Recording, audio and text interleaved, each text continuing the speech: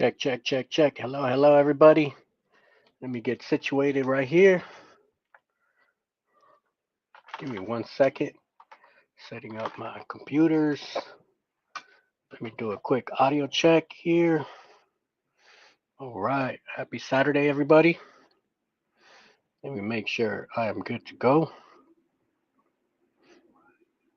All right. Audio sounds good. Today, today we have a jam-packed, super informational. Okay, we're doing this one right here. The Florida Gators. All right. So usually when I do a class, it's so easy to just do a super basic one, a super basic logo, right? And do some super basic things, which is all good if it's your first day digitizing or if you're just a beginner, it's all good, right? But we kind of have viewers that are on the whole spectrum of difficulty or their level of expertise. It's, so this design, even though I would categorize it maybe difficulty level, I would probably put it at and actually let me I'll put up the design real quick that we're working on.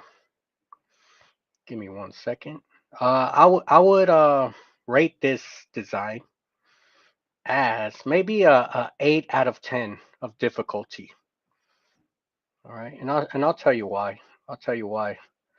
Uh, I would put it at that. Give me one. All right, let me see. Check the computer.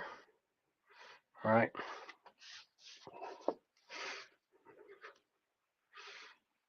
Cool, cool. All right. This is the design we're working on.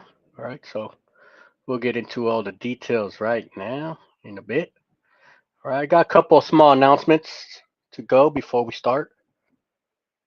We are entering spring, so a lot of cool, crazy stuff happening. All right. So announcement number one, I am this Thursday, I am doing a live masterclass Thursday at 8 a.m. Pacific time, 11 o'clock Eastern time. I'm doing a masterclass Thursday alongside with Wilcom. So with the Wilcom team, I'll be there digitizing, live digitizing. I'm all about. I like to I like to do the three. It's the three levels of learning. Okay, you need to have these three levels to actually learn a skill, and that's to take in the information, right? To listen to the lecture or to the presentation. There's the actual clicking of digitizing, and then the actual stitching. Like let's look at the stitch out, right? For example, here, what we're doing today, there's an actual stitch out. That way, any theory that we talk about, we could actually look at it in real life. So this Thursday, right? This Thursday, it's called the 5 rules of patches. Okay. Um, and I have the link. Let me post the link. Actually, let me post this question. I have my laptop a little like ahead of me, so um,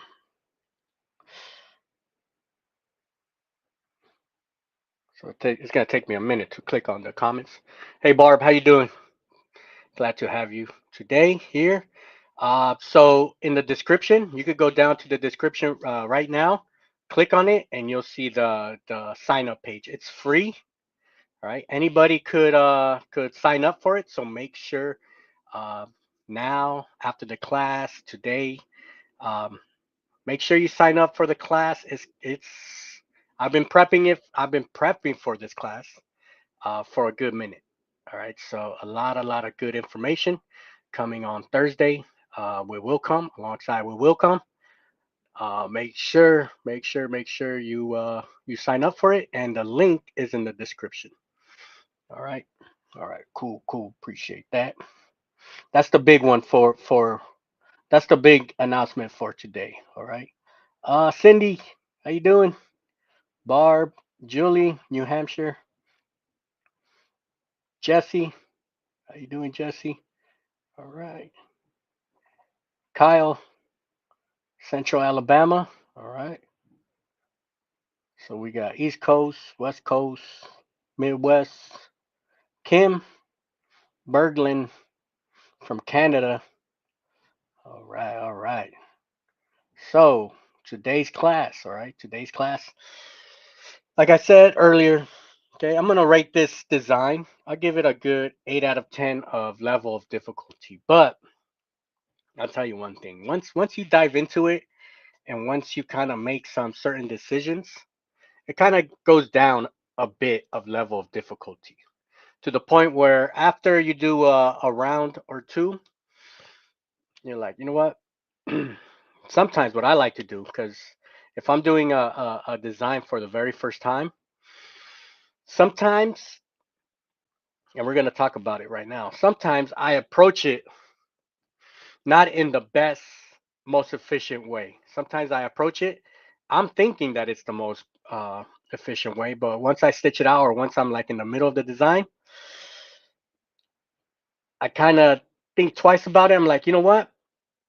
Let me do it another way. Let me do it a different way. And there will be times where I'm digitizing for like half hour, 45 minutes, and I'll just delete what I have and start from scratch with a different perspective. All right. So today I'm gonna have everybody today in the chat and in the class. I'm gonna have you, not just me. I'm gonna have you thinking outside the box. Okay, because digitizing, that is the hard part, is thinking outside the box, making decisions. We got to make decisions on what goes first, what is under, and what is the overlap. That's really the big question right there, and I'll tell you why that plays a big role. So we got to know what's on the under, what's on the overlap, what color's going first. All right, so actually we could start thinking about that right now. So let me pull up the design. Okay, so right now, okay, today, all right, I'm not the only one that's going to be thinking today. All right, I'm not the only one that's going to be thinking. Everybody's going to be thinking. And what I want to do, all right, this is, let me pull up my screen again. This is what I like to do. I like to print out, if I have a certain logo, like something that I know I want to nail 100% down, I'll print it out. I'll lower the opacity a bit so I could write down notes. And actually, as we're going through the class today, I'm going to be taking down notes. And then I'm going to make the notes look nice and pretty. Then I'm going to post the notes as a download. Okay. Also, this this file from that we're working on today, I'm going to post this as soon as the live is done. I'm going to post this file as a download. Okay. Because I don't just want you to hear theory, right? I want you to actually go in, measure, and replay and dissect, destruct, rebuild. Okay, that's how we learn embroidery. You cannot learn embroidery nice and pretty with everything already being created. Right? You got to go inside and you got to get your hands dirty. Right? And like I said earlier, sometimes you're 45 minutes in and you just made like you kind of entangled yourself and you just got to delete everything and start from scratch. All right. If you're ever in a situation like that, all right, you're not alone because that happens to me sometimes. Certain designs. All right. Hey, Jelaine, nice to have you. Arlington. All right, Cindy. Baby. Cindy just registered for the class. So again, have a master class this Thursday. Um, what is it? April 3rd. April 3rd, 8 a.m. Pacific, 11 o'clock Eastern. Alongside with Wilcom, and we'll be talking about patches, the 5 rules of patches. All right, bam. Actually, I'll pull up the screen in a bit where you could register. Very easy to register. All right. We have Shimila Posi from Chicago. All right, cool. All right, all right, all right. All right, so let me pull up this picture real quick. So, all right, so I have some questions for the chat today, okay? Because it's not only me thinking today, everybody's thinking. So, what I want everybody to do, if you have a paper and pen, okay, this will be perfect time to jot some stuff down, just to kind of follow along. When we're looking at this design right here, okay, when we're looking at the design, we have to come up with we have some important questions before we start clicking and start getting our hands dirty. Okay. And the number one question is always, where do we start? What are we going to digitize first? That's one question. Another question is, what's on the bottom and what's the overlap? What is going to be the overlap right here? Do you think the green is going to be the color, the thread that's going to be on top? Do you think it's the blue border? All right. Some things that we could kind of determine real quick what's on the bottom. We could probably say that the orange is on the bottom. That's kind of safe to say. Um, Maybe safe, or what I would say is goes, the green gets stitched, and then the blue sand stitch on top of it gets stitched after it. So you see how it's. So if you're taking down notes, what would be the order of operations of how this design would stitch out? All right. So that's questions that we got to think about. What's on the under and what's on the over? How many trims do you think we should have? Because if we're not careful, we can easily have about 200 trims here if we're not very careful, right? So we want to definitely control trims. Stitch wise, what stitches are we going to use? So for the green, right, it'll be a very easy day if we just do the green all in a flat tatami stitch, right? That'll be like the easy way out. Or we could break it up. We could break up the green into pieces and turn it into satin stitches, right? So now our brain, right? It's like a train right now. It's like it's leaving the station right now. All that steam is coming out of our head right now because now we have to think. We have to start making decisions.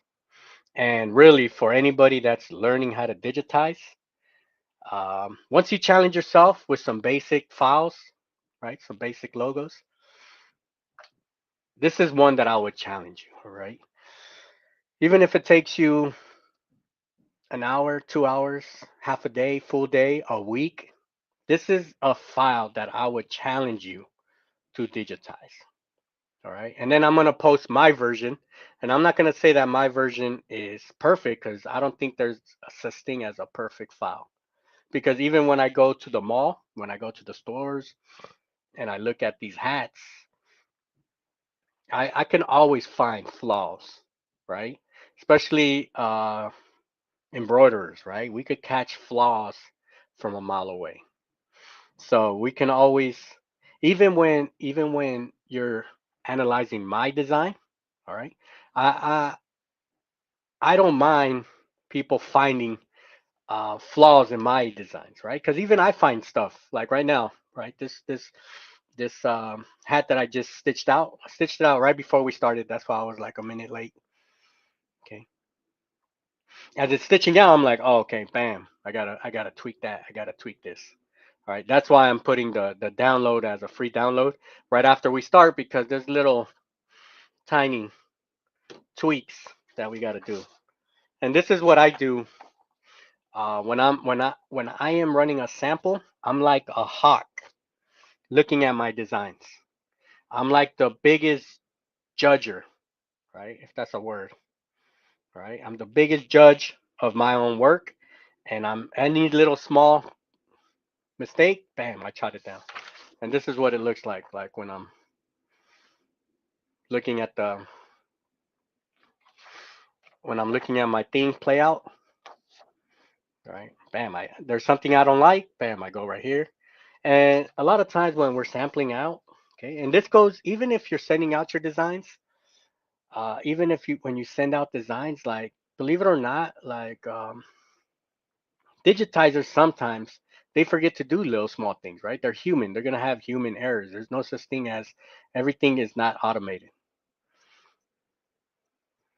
Okay, so sometimes we have to fix our digitizer work, and that's normal. Don't think, oh my digitizer messed up. He forgot to put an underline right here, right? But if we own, okay, if we own our designs, if we have the same software that our digitizers have, which 99% of the time is Wilcom, okay, if we have uh, access and we're able to control our own file, we can make our own changes. A lot of times we got to make changes. It's just a quick little click, click, click, click. But we got to have, we have, we have to have the same software, right? And we have to have, so for example, Wilcom EMB files. If you have the EMB files, you could pretty much make changes. Even when you go from a hat to a beanie, right? You got to make changes. You might get lucky and be able to use the same file, but sometimes we got to move stuff half a millimeter. All right. Like today, that was a comment that I made because when you see this, if for those who stitch this, since I'm gonna put the file up, if you stitch it out, especially on a hat, you're gonna see how, like I call it, embroidery surgeon. Like that's what we are. We are embroidery surgeons because when we measure the sand stitches, we're like, there's some sand stitches here that are below 1 millimeter, right? If we got to make a change, we're like embroidery surgeons where we're making half a millimeter or maybe like a 0.1 millimeter change, right? And that's only possible if we have the designs on hand. Okay, so always a big advice that I give, right? I give probably at least 20 times a week. What digitizers do I recommend? That's probably my number one question. My number one question is like, what digitizers do I recommend?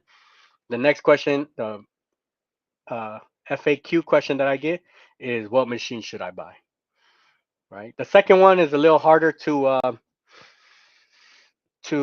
to answer because I never know the budget. I don't know what status somebody's at, so it's hard for me to tell them, hey, buy this machine, right? Because if money ain't a thing, of course I would say, hey, get the Tajima TMBR2, right? That's what I got. When I see it stitch, right? To me, it's like poetry when it's coming out. Okay. All right, cool.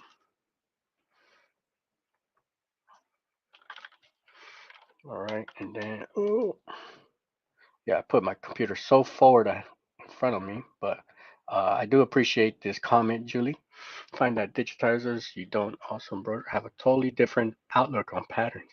Yeah, right. Like you might be seeing a design a certain way, and they're looking at it at a different way, and you're like shaking your head. You're like, no, that's not supposed to be like that, right? But sometimes they'll put like a fill stitch, and you want a sand stitch, right? If we have the files on hand, bam, bam, bam, we can make that easy adjustment. Sometimes it's easy. All right, bam, bam. All right. And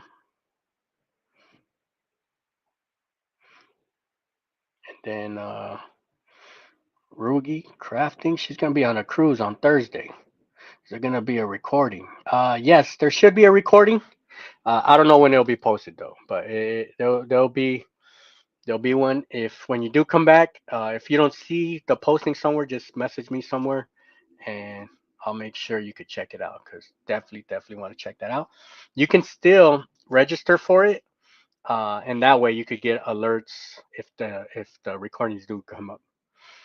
All right. And then Kyle, orange tongue first. Bam. Then teeth with walking stitch. Nice. Then blue overlap to start. Okay, cool. Cool, cool, cool, cool. Like that. And then Barb wrote, the teeth can be all linked together with travel stitches. Yep. Because it is under the blue and green. All right. So see now our brain, right? Our brain is starting to categorize everything. Like, all right, this goes first, this goes second. All right. And the more experience we have, the more files you stitch out, right? It all makes sense. All right, cool, cool. All right, if you got any questions, drop them here. All right. All right. Just registered. All right, cool, cool, cool. I got the link in the description. Make sure you register. Bam. All right, let's get busy. Let me get my files ready. I'm gonna show you. Close. What I like to do sometimes, if especially teaching wise, right? I want to make whatever I'm teaching as I want it to make sense, right? I don't want to just have something where. Hold on. Let me just bring up my design. Um.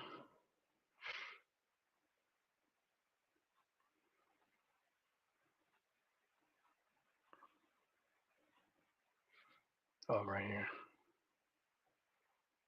Okay. All right. Yeah, I want to have stuff broken down so it can make sense to everybody. All right. And I do have a file here. All right. Let me pull up. I have my Illustrator up right here.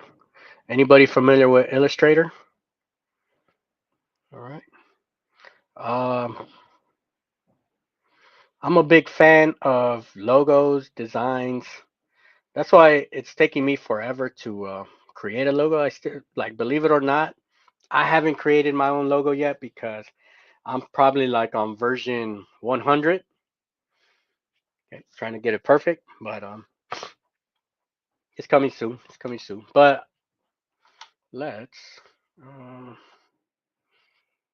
oh, I got the opacity all down. That's how I printed it out. So when I showed you the printout. All right, so we analyzed it. Okay, we analyzed it. We were saying, hey, and what I did, I turned this into a vector so I could show you, all right, so I could show you how our brains are gonna work for today.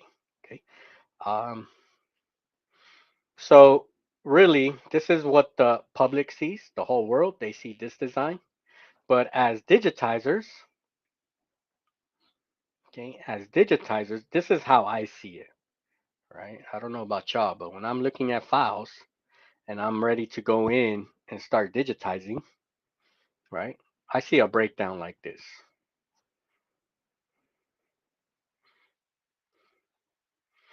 right? This is what we see. I'm like, hey, this is the blue part. Here's the blue portion, right? So this is how the blue is gonna look, right? So it looks like we have sand stitches, right? These are all sand stitches here. Here, this part up here, all right. I know my cursor is. I didn't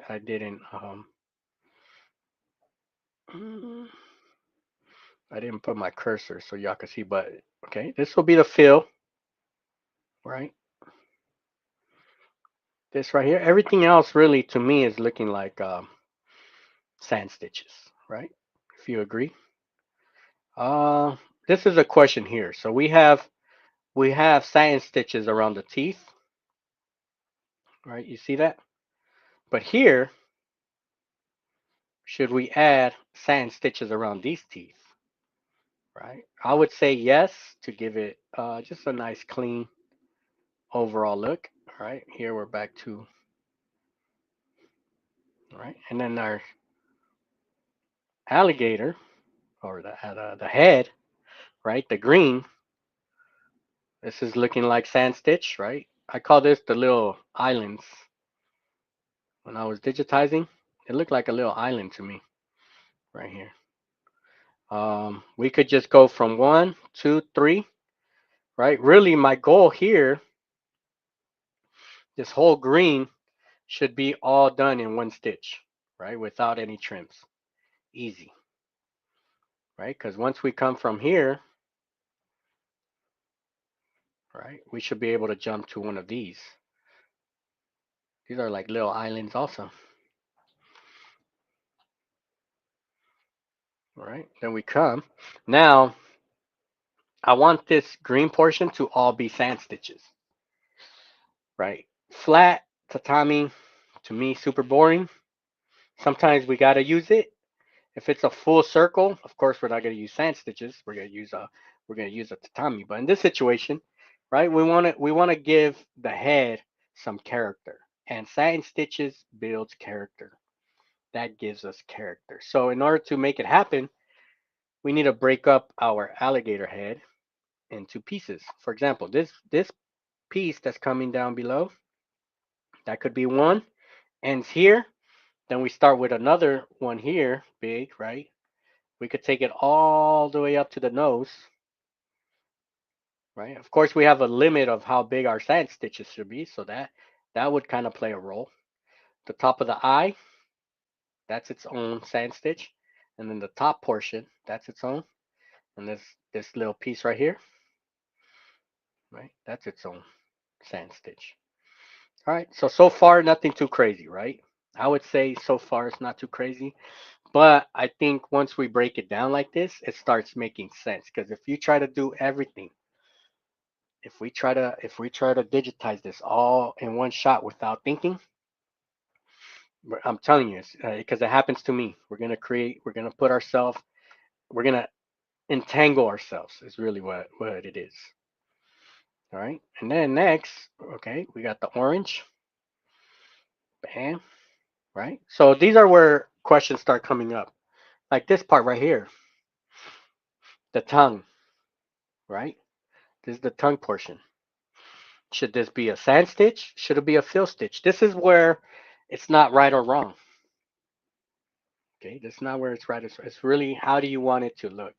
And really, your digitizer might think it's cool this way. You might think, right? If you ever think something might look a little better, it's okay to override a digitizer, or it's okay to see it one way, stitch it out. You don't like it? Okay, let's go back. Let's try it a different way. All right.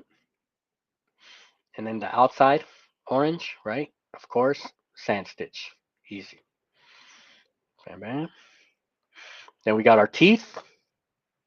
And I think everybody agreed that we could do our teeth with, we could complete one tooth and then walk to the next one, do this one. Then the question is it a sand stitch or a fill stitch? Should we use sand stitch or fill stitch? And I'll show you in a bit what I went with. I started with this one. We went 1, 2, 3, 4, bam, all the way up here. And then I'm gonna jump down here, take it all the way through. All right, all one stitch. All right, in total, my my design. Let me click out of this one right here. I ain't trying to have too many things open while I'm live. All right, cool. So that right there, how I just broke it down, I call that a digitizer's breakdown, a mental digitizer design breakdown. That's how we got to view designs, right? Every color is its own unique design, digitized design. Um,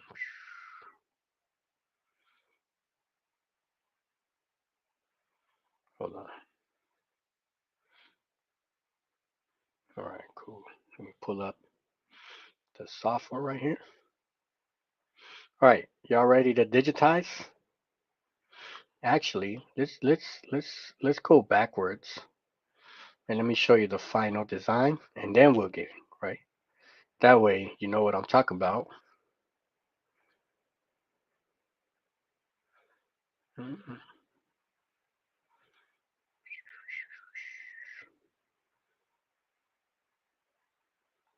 Man,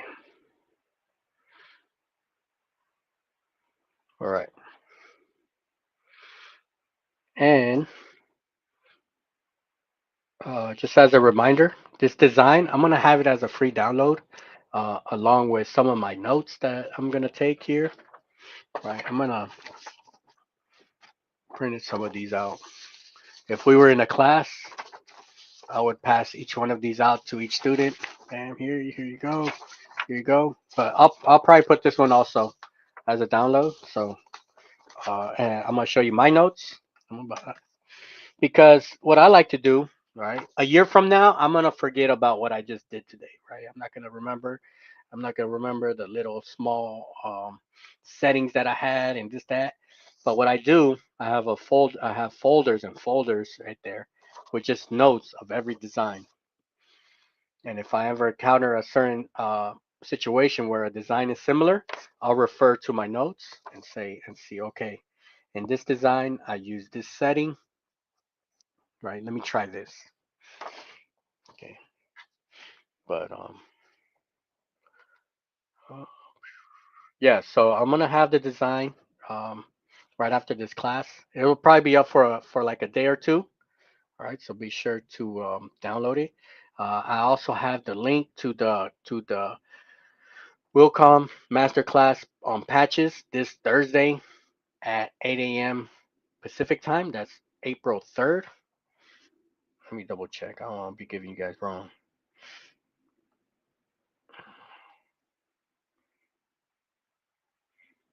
Yep, Thursday. We're already April. It's crazy, huh? April's already here. All right.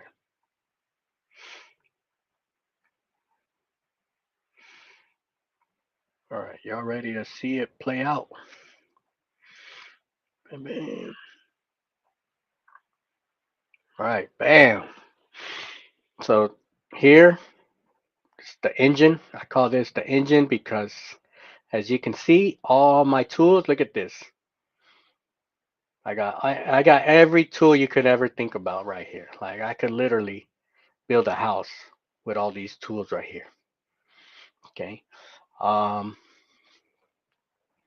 I'll kind of break it down which tools I really use the most. All right, we have our design right here. Let me, man. All right, I'm gonna replay this so we could see it all happen in real time, and then we're gonna go into the digitizing.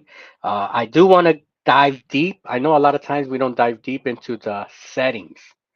All right, that's one thing that I really want to talk about today is the settings. What settings do I use? All right, well, let's go. Let's check this out right here. Let's push play. All right, down real super fast. All right, so this first stitch. What is this first stitch called? All right, so we already know. All right, if you've been following the channel for a minute, you already know, especially on hats, global underlay. This is really to lay down the stitches, um, just to kind of get my hat, or it doesn't always have to just be hats. It could be polo shirts. I do it a lot on polo shirts. It's really to get um, my tearaway or my cutaway, right? In this situation, it was for a hat, so I want my tearaway to kind of be in line with my hat. It flattens out my hat because if we were just to go straight digitizing, we could create like uh, little bumps in the hat, right? This way, it's like laying down flat.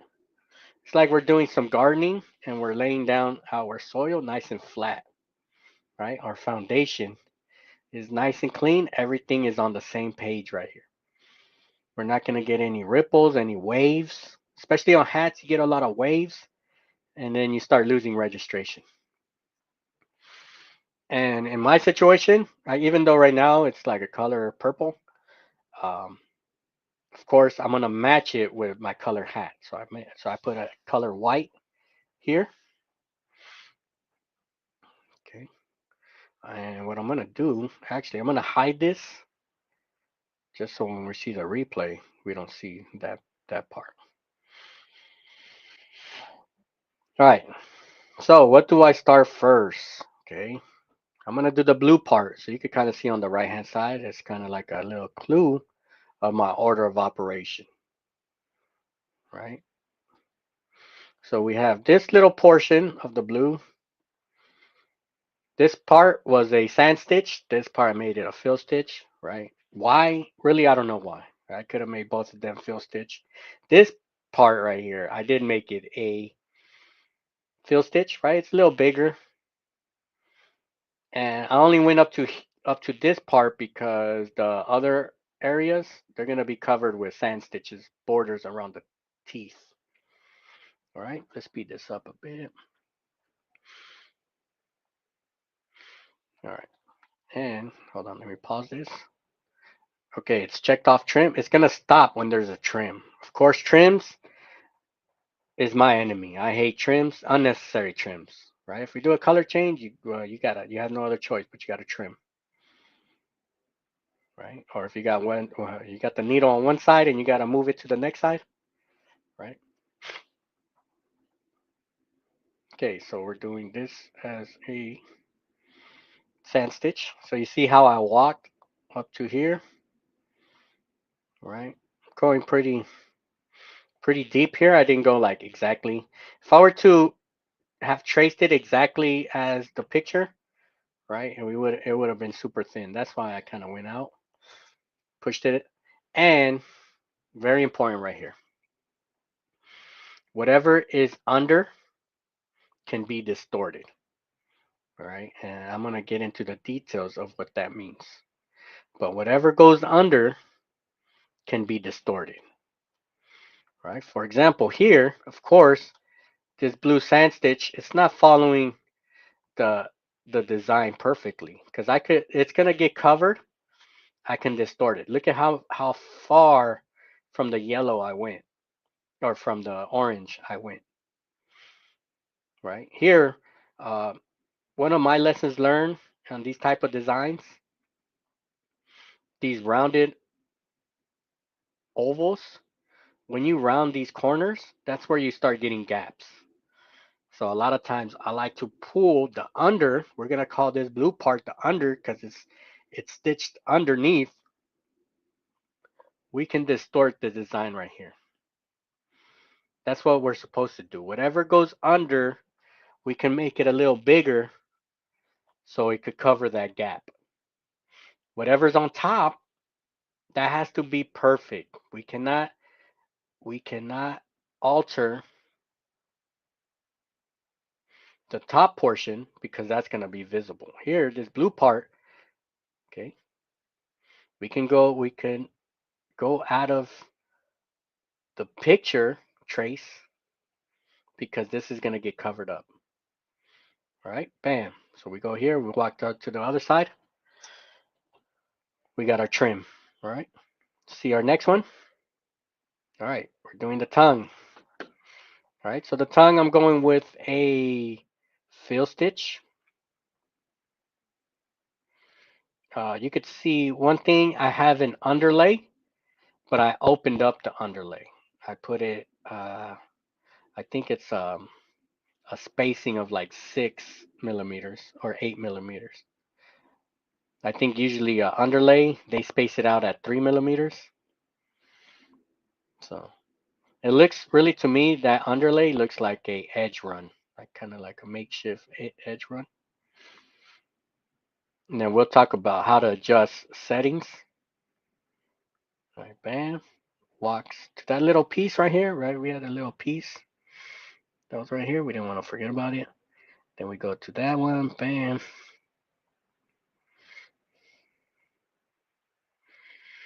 All right, now that blue, anything that's right below should be getting covered. And it's okay to disagree, right, with like my order of operations. Because even when I was stitching out, sometimes I'm like, hey, I should have put this white one last or this blue one first. But sometimes I keep it that way just to trim for the purpose of trims. Sometimes I want to minimize a trim, so I'll just keep everything in a certain sequence.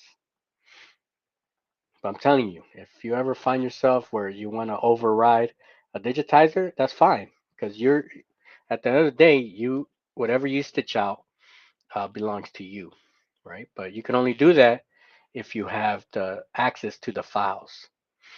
All right, so I'm doing what everybody agreed with the teeth, right? And then a walking stitch.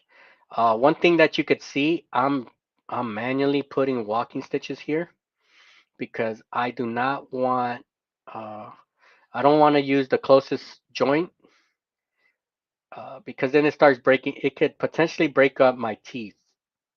So I want these sand stitches to start from top or from the bottom all the way up. Go to the next one, start from the bottom, go all the way up without any breakage. All right, that was a lesson learned that I've had in the past with teeth. Whenever we have multiple teeth, I want it to be as flat, as clean as possible. So that's why I like to start it from the top all the way to the bottom and then walk to the next one. Right, so that's how it's going. Bam, gonna walk to the next one, and I'm using sand stitches.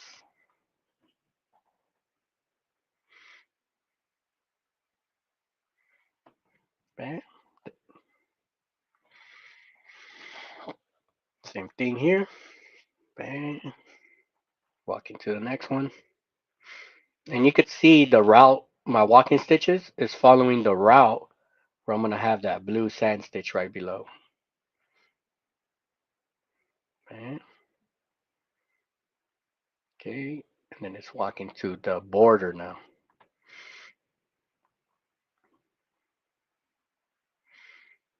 All right, so it's gonna start this sand stitch, and I do want to point something out, and then we're gonna measure these stitches because these were pretty small stitches, right? Zoom in right here. So what I want this white to be shown. You can see it's just this border, very tiny. Okay, we'll measure it in a bit, right? But I want this blue to be evenly. That's why I left the. Usually, if I have three sand stitches button up against each other, I put the middle one last. So I'll put the two outsides first, and then I'll lay down that middle one. All right, and really, this thread, right? This this running stitch that's right below the center underlay. When you measure it, it's about 0.7 millimeters, right? So our stitches better be above zero point 0.7. Usually, we want to be above zero point 0.1. I mean, 1 millimeter, or else you're not even covering. It's so small, you might not even be covering that running stitch.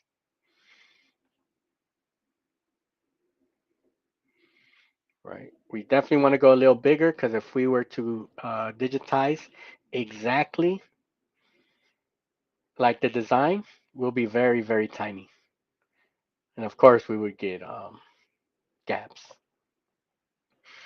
All right, it's slowly coming to place. All right, that's how it looks so far. All right, nothing too crazy. Let's see what color's coming up next.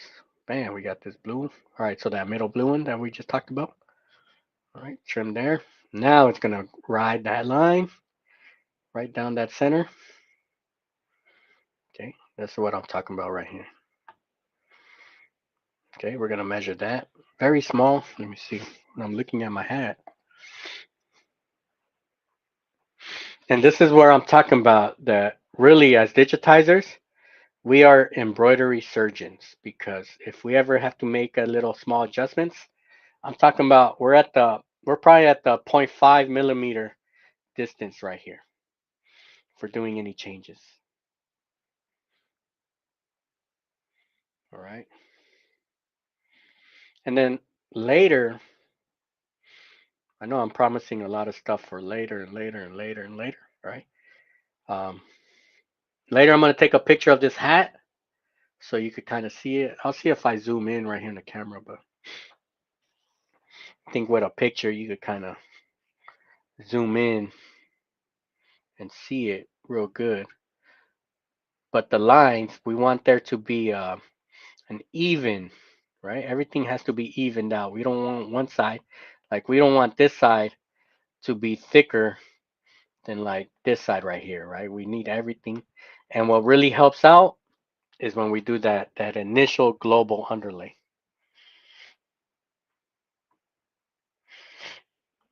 All right. All right. Next color, the green. So this is what really gonna give the design the look, right? So we got all the bottom portion, everything that goes below, and now as we're starting to stack up, the design is gonna start coming to place. So right here we have what I call those little islands, those three little islands here. You can kind of see my underlay that I'm using, the tatami, not tatami, the zigzag. And it's gonna go to these other three islands. All right. And I could still use walking stitches because I still have those blue, I have the blue borders that's going to cover it.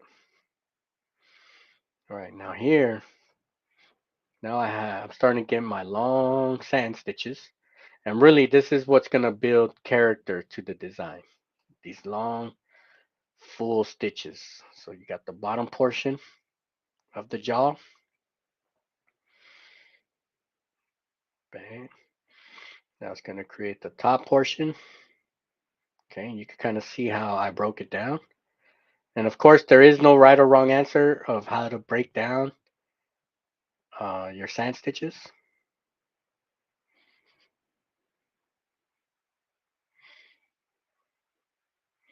Right,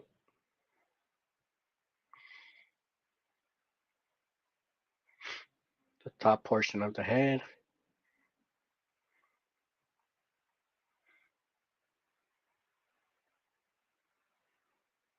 the nose.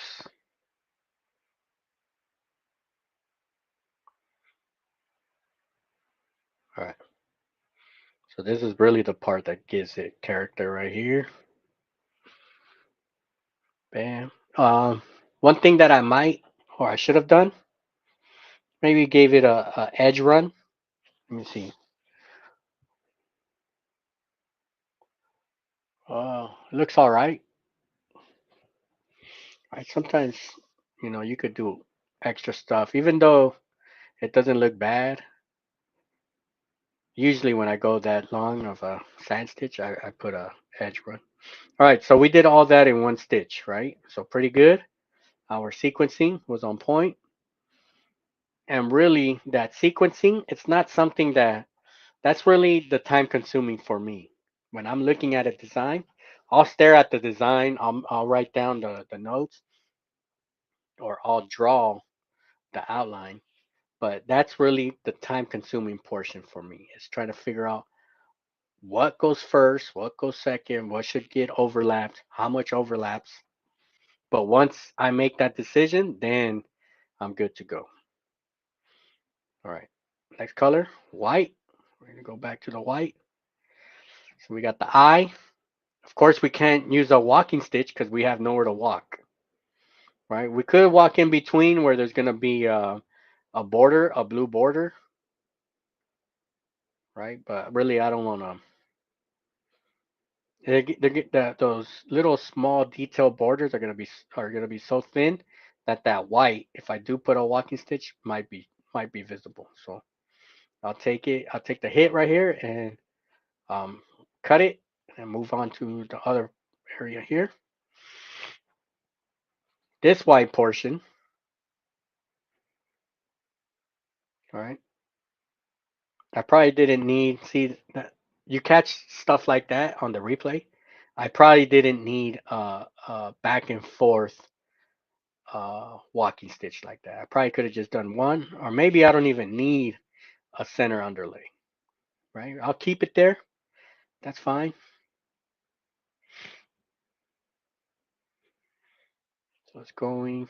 Now, this is probably one of the thinnest portion of the design, right? This white. Let me see. Right, you can see how small in the design, how small it is. Of course, we got to go a little bigger than the design, or else we're definitely going to be well below 0.7 millimeters. But you could see here, now we're really, really in the embroidery surgery right here, where I would say if you are running this size of a sand stitch, definitely slow down your machine, right? But my machine did it pretty cool, so there's no problem. All right, bam, what's next? Now, you can see now we're getting into the details of it, right? So let me see if I have it here. This is the portion that we're gonna do right here. So I did bring the design here. Now we're gonna do like this part, right? The sand stitches portion. This is this is like the icing on the cake.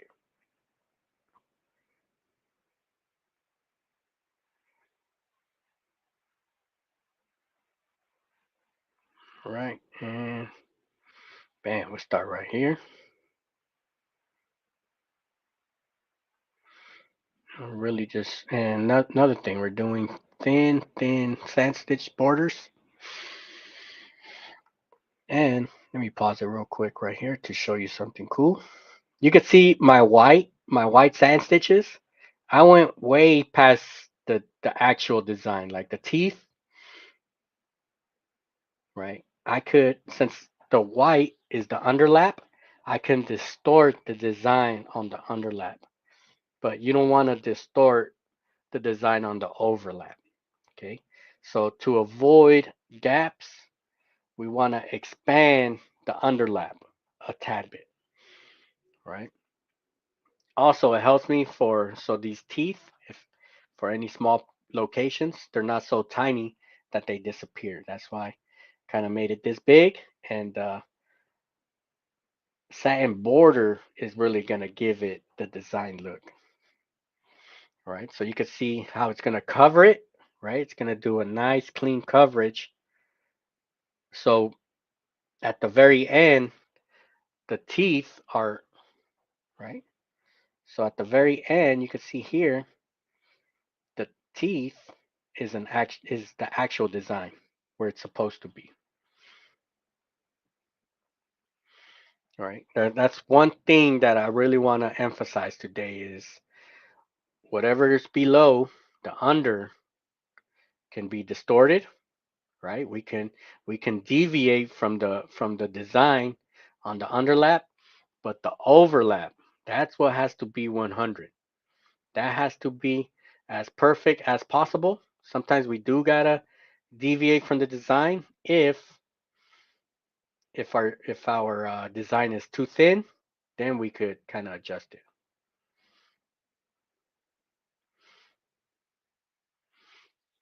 All right, so you can see how it's covering there. Bang. We're just going, moving on. And really, it's just rinse and repeat. We do one tooth, put a walking stitch to the next one. This one, these actually don't have walking stitches. It's just closest joint, right?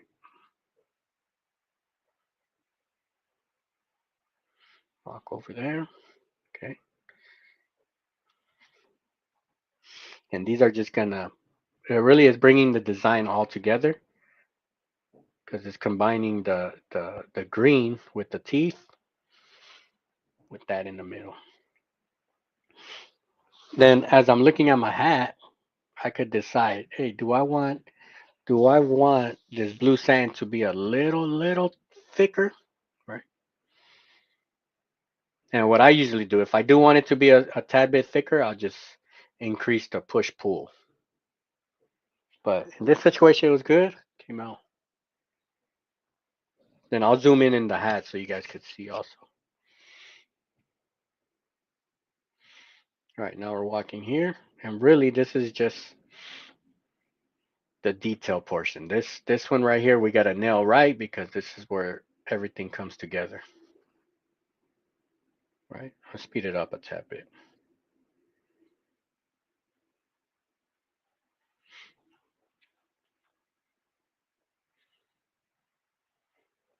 Right, now it's got to do this big portion. Bam. And really these walking stitches in between the middle is what helps us navigate our way through. Those are like our friends. It's our highway, little mini highway that we have as digitizers.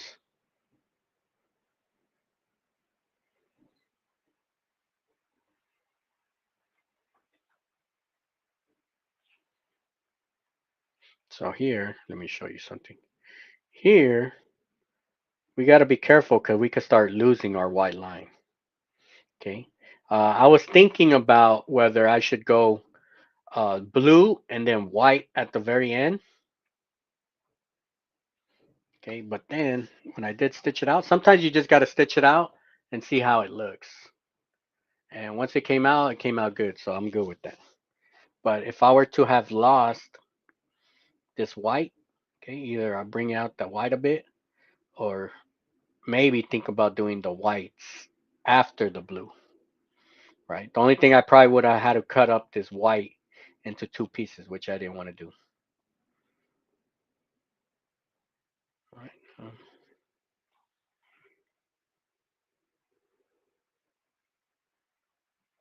Okay.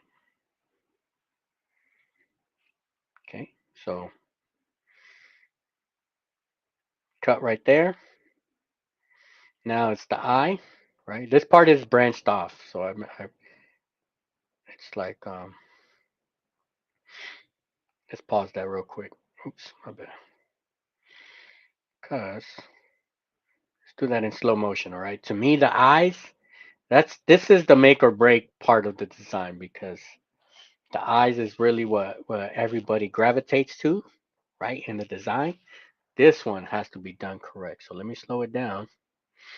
So this one here is branched. It's branched, right? You already know how much of a fan I am of branching. But we start here on the bottom.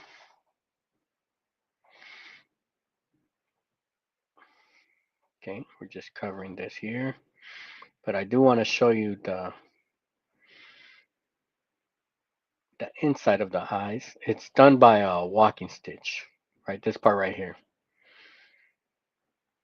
Okay, so it's just walking stitches going in, manual, cutting in a bit to give it that circular look, right? And then cover it up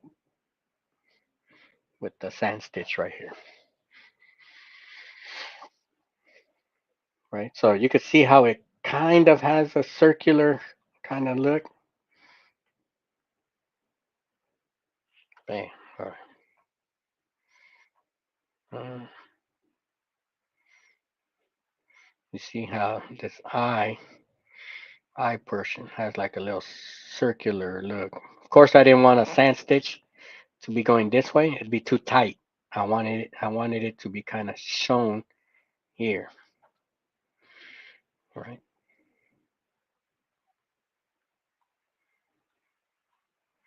All right. Then the last part, the nose.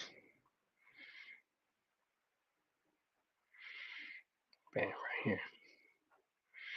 Close it up. Bam. Easy, easy day right there. All right. Let's check out the size of this. Height 2 inches, 2 inches high, width 3.2. So this one here really has, I would say it's a high stitch count for a hat, 13,000, 13 and a half, right? 13,000 stitches. But it's just the details, right? Like we have all these satin borders around the teeth. It adds it. The whole design is very satin stitch heavy on the details on the outlines. Then we got outlines here, right? We got 3 pairs of outlines here. Everything is just outline on top of outline. That's why. Okay, let me pull up a screen right here. That's why I was a fan of this design. Like when I chose this one, I was like, you know what?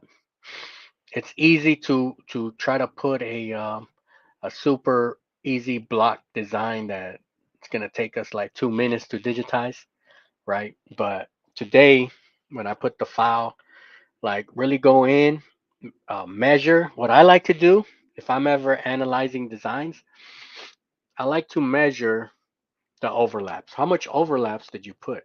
And then when I stitch it out, right? When stuff gets stitched out, you don't want it to be too much overlap because first, it's just unnecessary stitch count. Second, you might be getting extra bulkiness, right? You want that when there's overlap in the design, it looks like this, right? The overlaps look like this in the design. But in reality, in actuality, we want it to be a little bit like this, right? They could be butting against each other or a little bit on top like that, right? But on the design, on the files, they look like that. Just like I showed you with that blue and that orange, right? This one right here.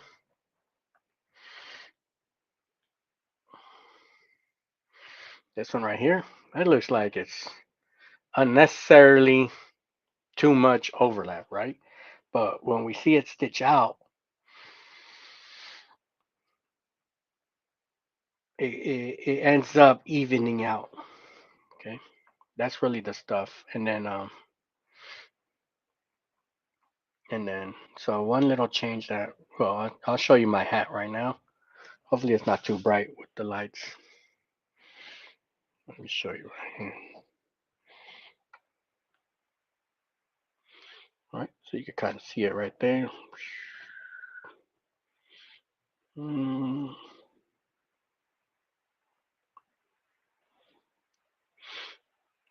There's like two changes that I might do, but overall, right? What I'm a big fan of is the eyes. To me, the eyes is like it's there. It's like looking at you, right? I don't know if we have any Gator fans. They do play today, so all right. We like to see it at different angles, right? And another thing, it's like sometimes I feel like I'm cheating sometimes, all right? For two reasons. One, of course, Wilcom, right? It's like big daddy of softwares, right? Which everything you need is right here, right? Number one. Second is the Tajima, right? The Tajima. Actually, that's what I'm gonna do today. I'm gonna record another hat. I'm gonna record again. I'm gonna make that little tiny change. I'll show you where I'm gonna make a little tiny change. Like I'm looking at it, and me, I'm my biggest critic. Like I know where I can make a couple changes, right? But the Tajima, when you hear it, right? I'm telling you, it's like straight poetry. And let me show you a little change where I might do right here. One, two, three, four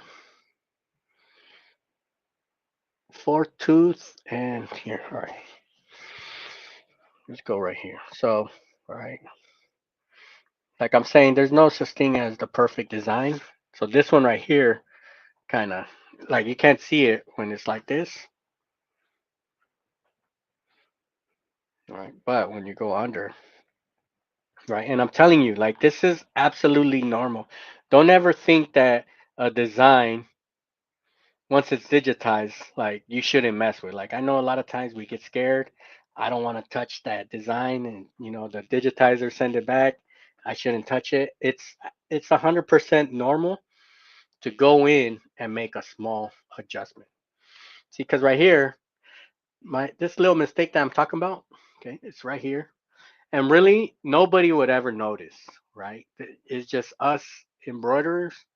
We know, we can see stuff that the average customer can't see, right? So right here is being blocked, but as you can see, H, right? Um, it's this is where I'm talking about, where it's too much overlap, like it's unnecessarily. Where on my hat, this little portion here, a little hair is sticking out, right? So all I got to do, push it back in a bit, okay? Or if I really wanted to make a change, because this is a column C, right? A column C is a steel stitch. If I wanted to, I could break it apart and it'll convert it into like a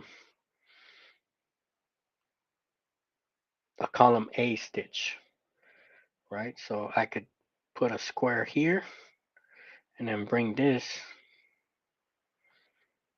like that, right? Now it's getting tucked in, right?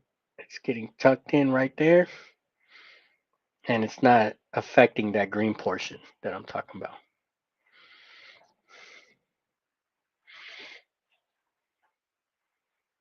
Right. Let's say portion here.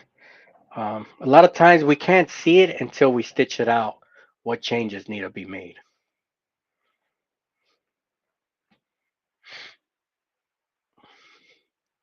If you want to go in, select the right that one,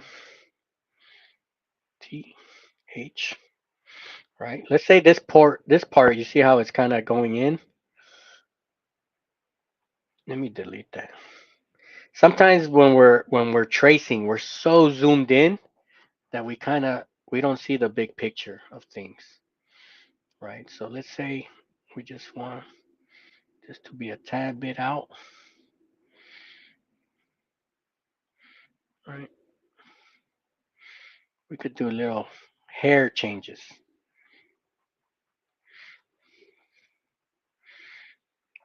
Select the white, H,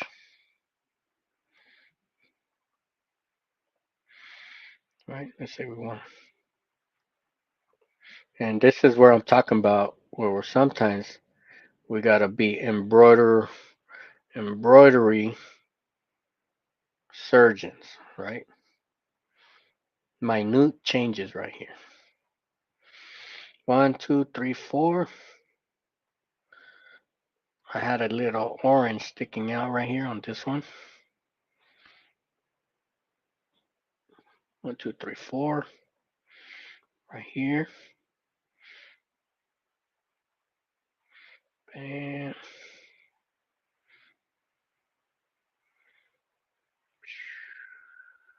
shouldn't have any orange. It should. Oh, okay. I see why. It's this walking stitch right here. Right. It's cutting through this white. See how my walking stitch cuts through this white, and it kind of peeks out, but like so small, right? I'm telling you, nobody would know, but we know. Us embroiderers, we know, right? So instead of putting the walk here,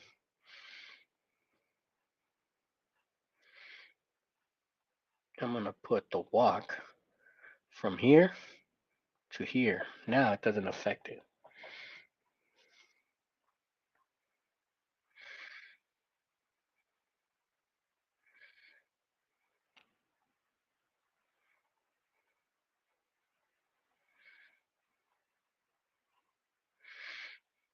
Right? Delete this one.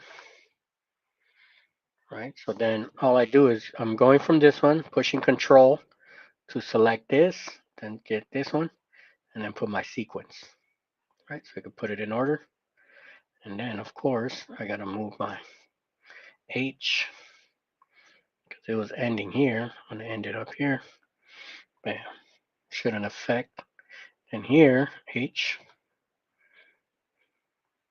start it up here, right? Small little changes that nobody will ever notice, but us as embroiderers, we know, right?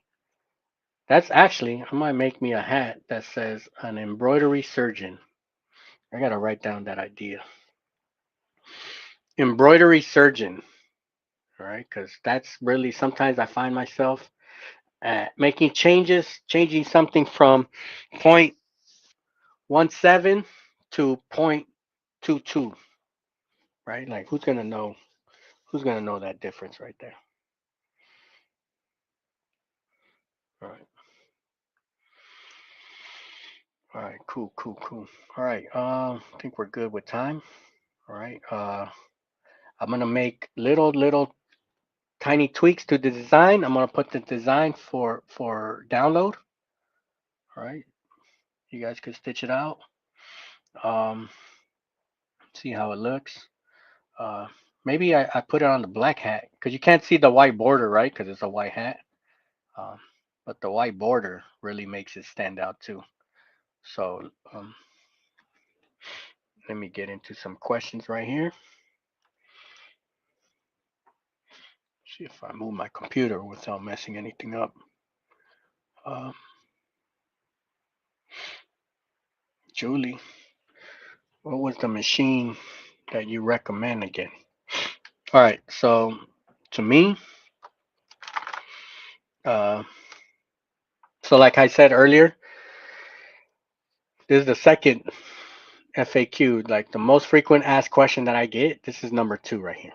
Okay, is what machine do you recommend? Okay, really hard question for me to answer because I don't know. There's a lot of things that I don't know, right? It's a variable type question because I don't know. Um, just people in general, right? Not you specifically, but people in general. I don't know budget wise. I don't know what level of embroidery, right? Um, but me, if I had, if budget is not like the most critical part of your research, easily a Tajima TMBR. Okay. Now you tell me, hey, I'm on a shoestring budget. That might change. Okay, that might change. There's other options that you might get away with.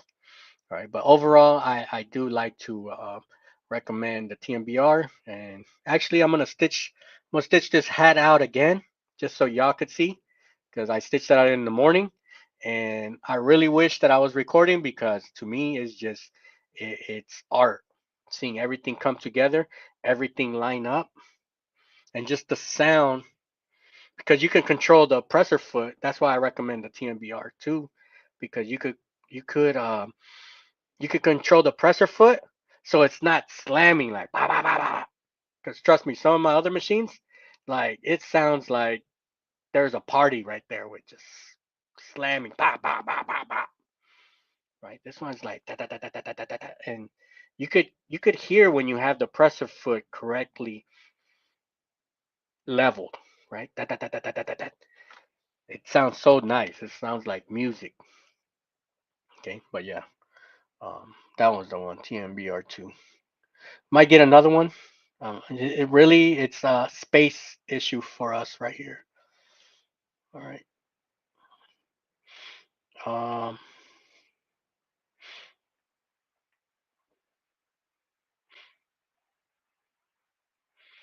and then yeah, OCD can play a role. I'm pretty sure I have a small uh, amount of it. Amen. Amen.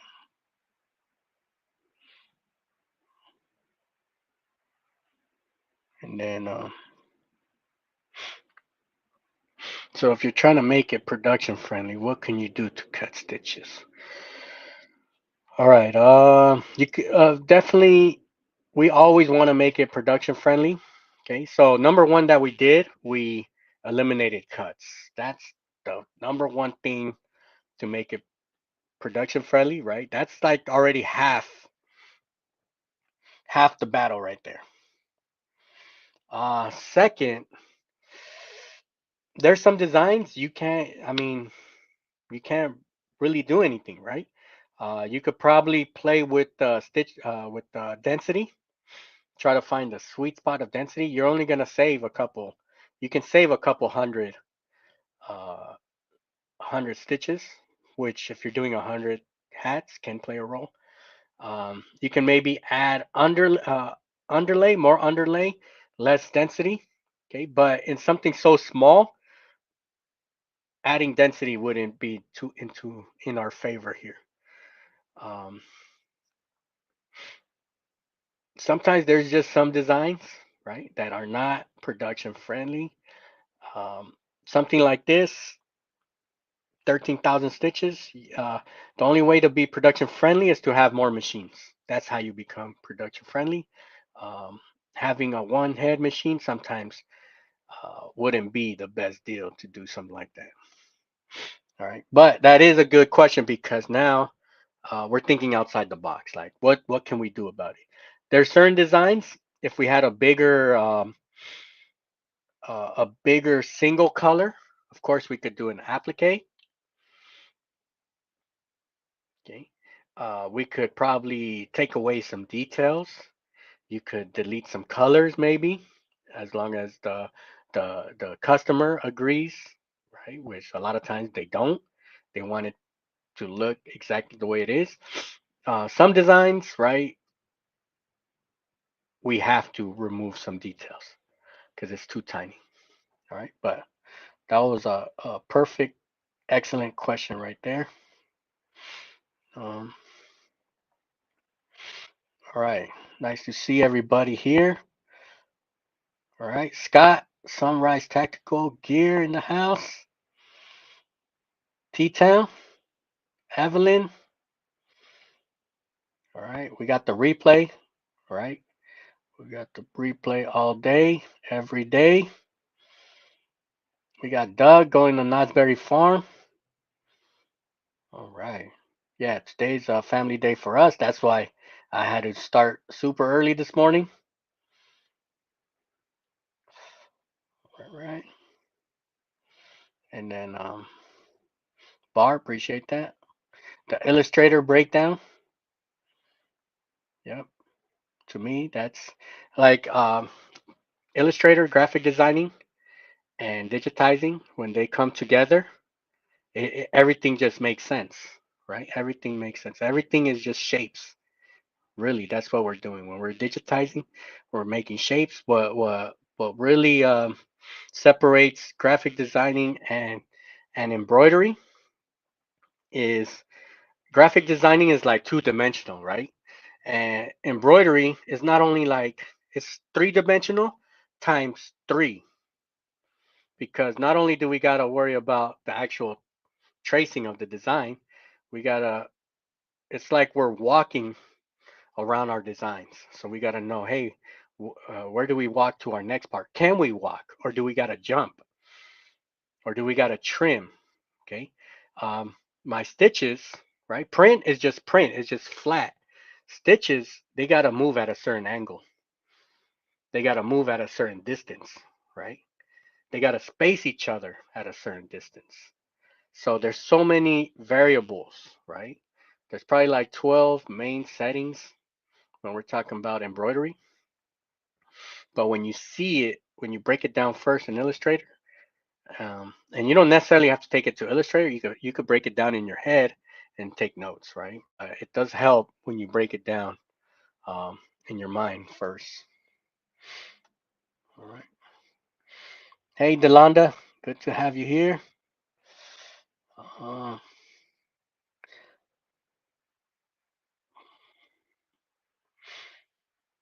and then, Yeah, Kyle. You could bring in the EPS file, right? Into so actually I didn't show you guys that. Thank you for reminding me. Um, bam, I got it here. So this is the EPS file, right? I got it right here.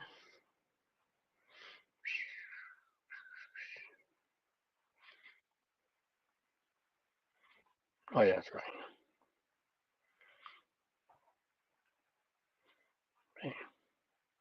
Right, so you could bring it in, and then the good thing about the vector files, you could zoom in forever, and you don't lose that quality, right? Look at how tight I am zooming in. Right? Then you could still make changes too, right? Because it brings in the file, right? So if you had to make any changes for some reason,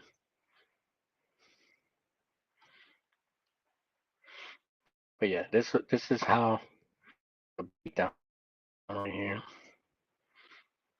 But yeah, we could convert it into stitches right there. All right. But yeah, that was that version right there. All right, cool, bam, bam. And then as a reminder, I got the link. I got the Wilcom masterclass this Thursday at 8 a.m. Pacific, 11 o'clock Eastern. The sign up sheet, the registration sign up sheet is in the description. It's the first link on the top of my page in the description. It's free, open to everybody. You don't need any special VIP or anything. All right. Um, even if you think, right, even if you think you can't make it, still register. That way, if there's a replay or anything like that, you already know that I'm all about team replay because we all have busy lives. We all have 1,000 things to do, right? Because I know I have 1,000 things to do today, and um, definitely a class because I've been planning this class like really getting into the details, right? I'm all about details. You know how much I don't like to just tell you, right? Because how I started off the show, 3 ways to learn is to receive the information, the theory portion, to show you, right? To show you in the software, and then to actually see actual stitch out, right? Because if it doesn't get stitched out, it really didn't happen, right? You could learn all day theory, but if we don't really see something stitching out, we don't know where to make changes. All right. I'm a big fan of anytime we're working on a project, we stitch it out and we have to find something to change, right? There's no such thing as a 100% perfect design where we don't need any changes, especially on the first draft, right? There's no such thing as a 100% first draft, no mistakes. Because as we're digitizing, right, we're not only assuming certain push pull, but we're kind of predicting what the thread's gonna do. And sometimes the thread wants to act one way, sometimes the thread wants to do something else. All right.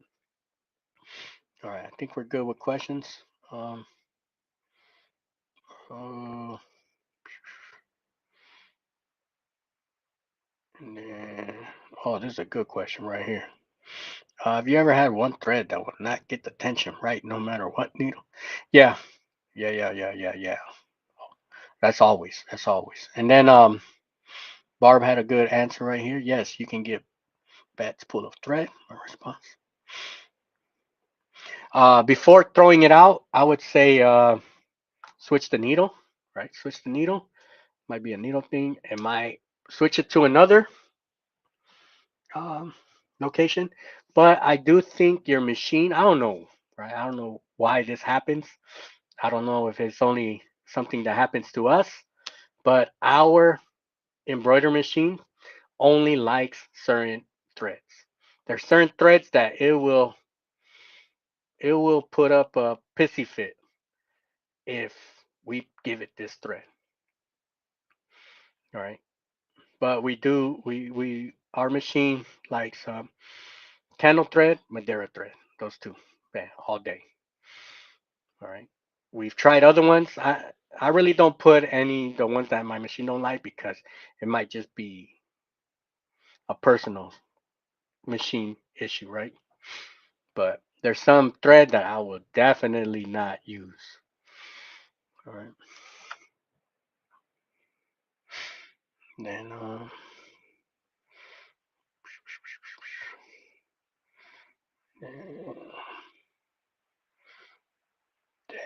hey, Scepter of Judah, how you doing? I use Recoma because I have a Mac,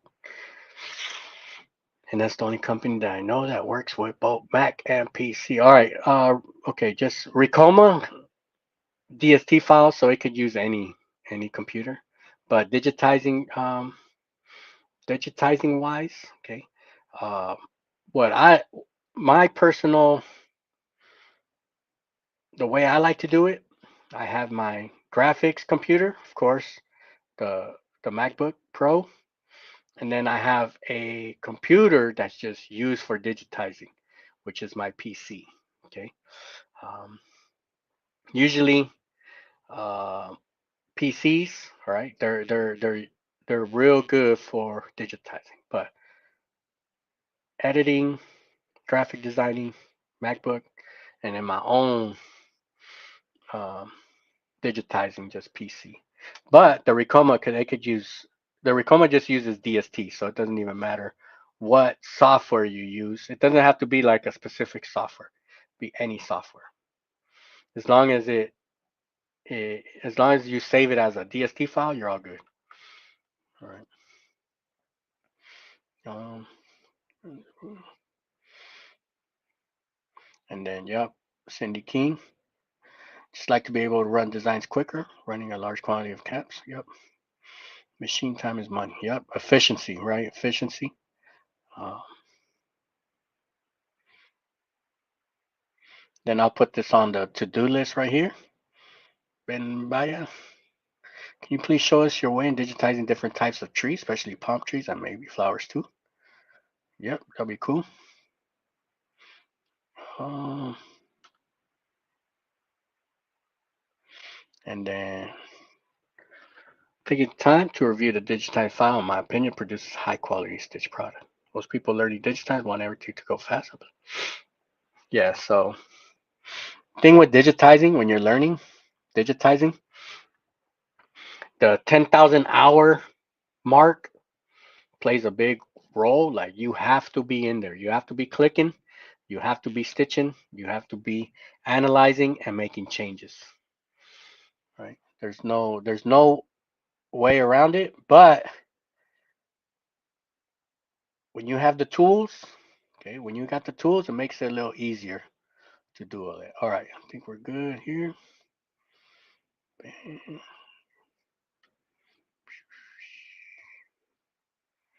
Cool, cool, cool. Let's see.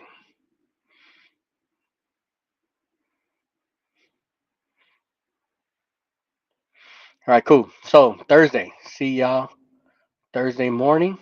Okay. Uh, I'm gonna be there with a big cup of coffee.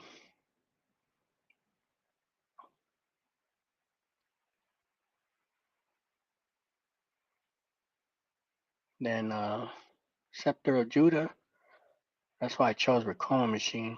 Yeah, I got two Racomas, so I'm one Racoma. I think it just hit 6 years old, and that one is probably like my busiest one, like because it not only does work like regular customer work, but it does like all my samples. And then Kyle. All right. So I'm gonna post this file.